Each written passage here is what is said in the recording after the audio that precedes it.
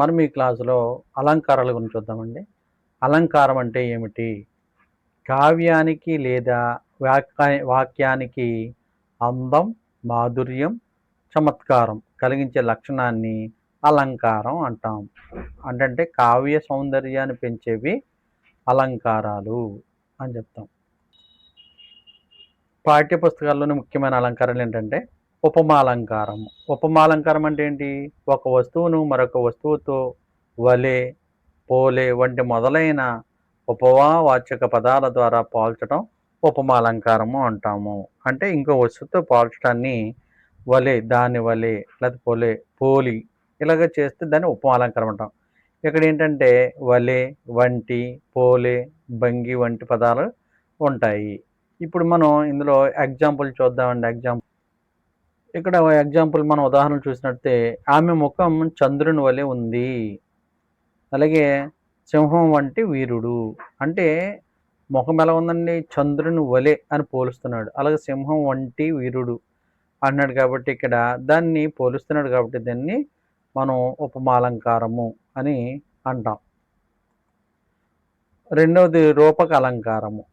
ఉపమావాచక పదాలు లేకుండా ఒక వస్తువుని మరో వస్తువుగా చెప్పడం రూపక అలంకారము అంటాం. అంటే చూడండి, వలె, వంటి అనే పదాలు ఉండవు ఇందులో. ఉదాహరణ ఏంటి? అతడు సింహం, ఆమె చంద్రబింబం. ఏమండి? అంటే వలె, వంటి పదాలు అనేవి ఇక్కడ రావట్లేదు. రూపకం అంతే. అతడు సింహం అంటే ఆమె చంద్రబింబం డైరెక్ట్గా పోల్చడం జరుగుతుంది. ఇలాగ దీన్ని రూపక అలంకారము అంటాము. ఉత్ప్రేక్ష అలంకారము. జరగని విషయాన్ని జరిగినట్లుగా ఊహించి చెప్పడం ఉత్ప్రేక్ష అలంకారము అంటాం. చంద్రుడు నవ్వుతున్నాడు అంటే చంద్రుడు ఎప్పుడు నవ్వడు, కానీ మనం ఏం చేస్తున్నాం? జరగని విషయాన్ని జరిగినట్లుగా ఊహించి చెప్పడాన్ని ఉత్ప్రేక్ష అంటారు. చంద్రుడు నవ్వుతున్నాడు, గాలి పాటలు పాడుతుంది. ఇట్లాగ మనం ఎగ్జాంపుల్స్ చెప్ప. అతిశయోక్తి అలంకారం. ఒక విషయాన్ని అతిగా వర్ణించటం అతిశయోక్తి అలంకారం అంటాం. చూడండి, అతని బలం కొండలను కదిలిస్తుంది, ఆమె ఏడిస్తే నదులు పారుతాయి. అంటే ఒక విషయాన్ని అతిగా వర్ణించడాన్ని అతిశయోక్తి అలంకారం అని మనం ఇక్కడ తెలుసుకోవచ్చు. శ్లేష అలంకారం. ఒకే పదానికి రెండు లేదా అంతకంటే ఎక్కువ అర్థాలు వచ్చేలా ప్రయోగించటం శ్లేష అలంకారం. అంటే ఒకే పదానికి రెండు లేదా అంతకంటే ఎక్కువ అర్థాలు. కరం అన్ననుకోండి, చేయి, పన్ను. ఆల్రెడీ దీని గురించి అలంకారాలు చెప్పినప్పుడు ఒక వీడియో చేశానండి. ఆ వీడియో కూడా చూడండి. అలంకారాలన్నీ కూడా అందులో క్లియర్గా ఎక్స్ప్లెయిన్ చేయడం జరిగింది. అనుప్రాస అలంకారం. ఒకే అక్షరం లేదా ధ్వని పదే పదే రావటం అనుప్రాస అలంకారము అంటాం. అంటే ఒకే అక్షరం లేదా ధ్వని అంటే కమలాకుడు కరుణాకరుడు. చూడండి, కమలాక్షుడు కరుణాకరుడు. అలాగే పలుకే బంగారమాయే, పలుకే బంగారమాయే. ఏమండి? ఇలాగా అనుప్రాస అలంకారము. ఇలాగా ఒకే అక్షరం లేదా ధ్వని పదే పదే రావటాన్ని అనుప్రాస అలంకారము అంటాము. మనం టెట్లో ఇచ్చిన టెట్ ఎగ్జామ్లో ఎలా గుర్తించాలనేది ఇక్కడ మీకు సింపుల్గా ఉపమా అలంకారం అనుకోండి, వలె, వంటి, పోలే అనే పదాలు వస్తాయి. పదాలు లేకపోతే లక్షణం. రూపక అలంకారం అనుకోండి, నేరుగా ఒకటిగా చెప్పడాన్ని రూపక అలంకారం అంటాం. ఉత్ప్రేక్ష అంటే ఏంటండి? ఊహించి చెప్పడం. అతిశయోక్తి అంటే అతిగా వర్ణించి చెప్పడం. శ్లేష అంటే ఒకే పదానికి రెండు అర్థాలు వస్తే దాని శ్లేష. అనుప్రాస అంటే ఏంటండి? ఒకే అక్షరం పునరావృతం అవ్వటం. చాలా సింపుల్గా ఉంది కదండి ఇక్కడ. ఇలాగా మనం టెట్లో గుర్తుపెట్టుకోవాలి. ఒకవేళ మీకు ఇంకా కన్ఫ్యూజ్గా ఉంటే ఈ వీడియోని మరొకసారి చూస్తే మీకు క్లారిటీగా ఉంటుంది. ఈ వీడియోని మరొకసారి చూసారనుకోండి, క్లియర్గా అర్థమవుతుంది. టెట్లో వచ్చేటువంటి కొన్ని ఎగ్జాంపుల్ చూద్దాం. చూడండి, ఆమె ముఖం చంద్రుని వలె ఉంది అన్నాడండి. అంటే చంద్రుని వలె అని వచ్చింది కాబట్టి ఇదే అలంకారం అయి ఉంటుంది, ఉపమాలంకారం అయి ఉంటుంది. అతడు సింహం అన్నాడు అంటే దేన్ని పోల్చట్లేదు, డైరెక్ట్గా అతడు సింహం అని చెప్పేశాడు కాబట్టి అది రూపక అలంకారము. ఇంకోటి చూడండి, అతని బలం కొండలను కదిలిస్తుంది అంటే అతిశయోక్తి. అతని బలాన్ని కొండలను కదిలిస్తున్నాడు, అంత శక్తి ఉంది అని అతిశయోక్తిగా చెప్తున్నాడు. అలాగే కమలాక్షుడు కరుణాకరుడు అంటే ఇది అనుప్రాస. కమలాక్షుడు కరుణాకరుడు ఇలాగా ఈ రిపీట్ అవుతుంది. ప్రాస అనుప్రాస అవుతుంది కాబట్టి ఒకే పదం 2 సార్లు వస్తుంది కాబట్టి అనుప్రాస అవుతుంది. ఈ విధంగా మనం ఎగ్జామ్లో ఉన్నటువంటి ఇచ్చినటువంటి ఈజీగా గుర్తుపట్టవచ్చు. వాక్యాలు రకాలు. వాక్యం అంటే ఏంటంటే పూర్తి భావాన్ని తెలిపే పదాల సమూహాన్ని వాక్యం అంటారు. ఉదాహరణ చూడండి, రాముడి బడికి వెళ్ళాడు, నేను పుస్తకం చదువుతున్నాను. ఇలాగా వాక్యం బట్టి మనకి పూర్తి భావాన్ని తెలిపే పదాలని సమూహాన్ని వాక్యము అంటారు. ఇవి సిలబస్లో ఉన్నాయన్నీ కాబట్టి అన్నీ కవర్ చేయడం జరుగుతుందండి. ఒకసారి అన్నీ కూడా ఒక రౌండప్ చేశానుకోండి మనకి ఇంకా కన్ఫ్యూజ్ ఉండదు. అందుగురించి వీటన్నిటి గురించి మీకు వివరించడం జరుగుతుంది. వాక్యాల్లో రకాలు అన్నాం కదండి. భావాన్ని బట్టి వాక్యాల రకాలు ఎలా ఉంటాయంటే ప్రకటన వాక్యం. ప్రకటన వాక్యం అంటే ఏంటంటే ఒక విషయాన్ని సాధారణంగా తెలియజేసే వాక్యాన్ని ప్రకటన వాక్యం అంటాం. ఉదాహరణ రాముడి బడికి వెళ్ళాడు, పక్షులు ఎగురుతున్నాయి. ఇవేంటంటే మనం ఒక విషయాన్ని సాధారణంగా తెలియజేస్తున్నాం కాబట్టి అది ప్రకటన వాక్యం అవుతుంది. ప్రశ్నార్థక వాక్యం చూద్దాం. అంటే ప్రశ్న అడిగే వాక్యం. అంటే చివర ఏముంటుందండి, క్వశ్చన్ మార్క్ ఉంటుంది కదా. ఉదాహరణ నీ పేరు ఏమిటి, నీవు ఎక్కడికి వెళ్తున్నావు అనేది ప్రశ్నార్థక వాక్యం. ఆజ్ఞార్థక వాక్యం అంటే ఆజ్ఞ అంటే సలహా విజ్ఞప్తి తెలిపే వాక్యాన్ని ఆజ్ఞార్థక వాక్యం అంటాం. ఎక్కడ చూడండి, ఎక్కడికి రా, బాగా చదువు, దయచేసి కూర్చోండి, ఎలాగనేవి కూడా ఆజ్ఞార్థక. ఆశ్చర్యార్థక వాక్యం. ఆశ్చర్యం, సంతోషం, బాధ వంటి భావాలను తెలిపే వాక్యాలని ఆశ్చర్యార్థక వాక్యాలు అంటాం.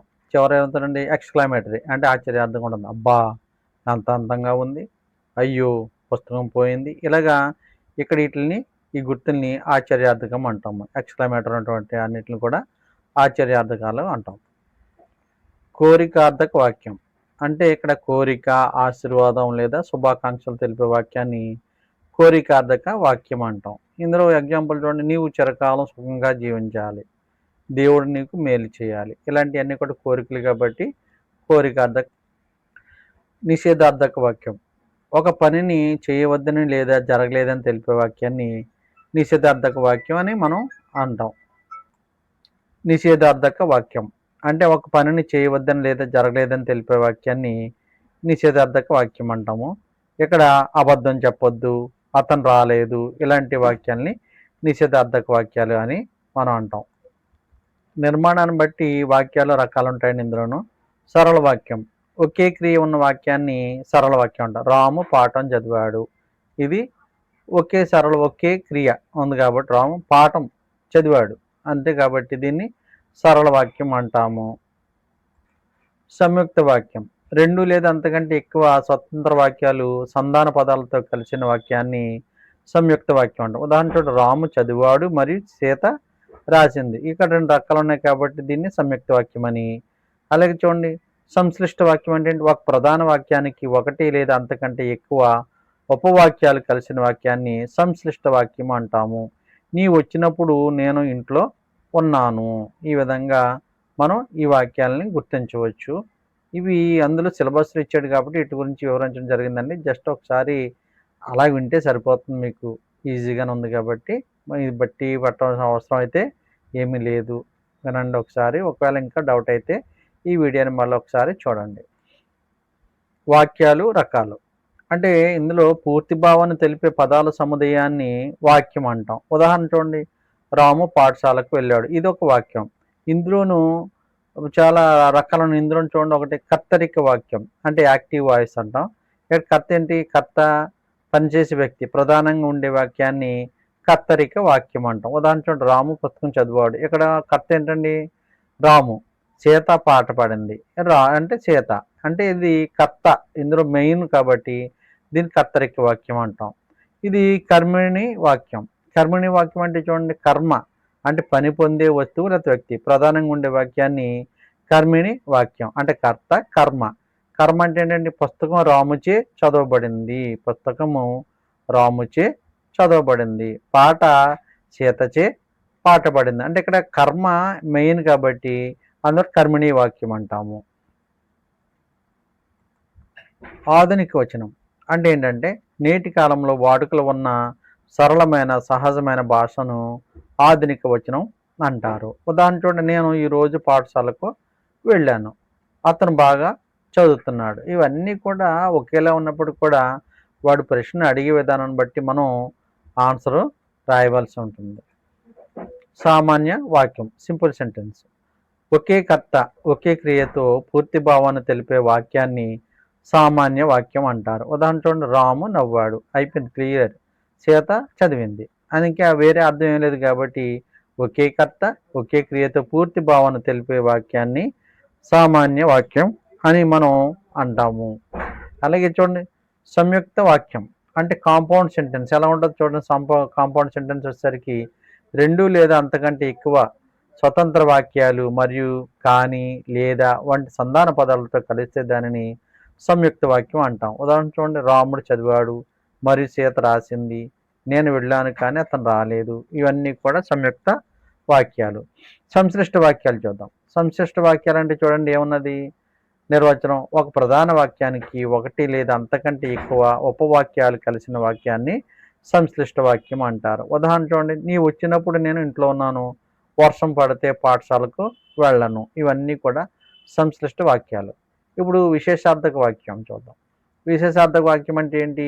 ఇక్కడ చూడండి నిర్వచనం. ఒక వ్యక్తి లేదా వస్తువు యొక్క ప్రత్యేక గుణాన్ని తెలిపే వాక్యాన్ని విశేషార్థక వాక్యం అంటారు. ఉదాహరణ చూడండి, రాము చాలా తెలివైనాడు. ఇక్కడ విశేషం తెలివి అనమాట. ఈ పుస్తకం ఎంతో ఉపయోగకరమైనది అంటే ఉపయోగపడుతుంది అని అర్థం.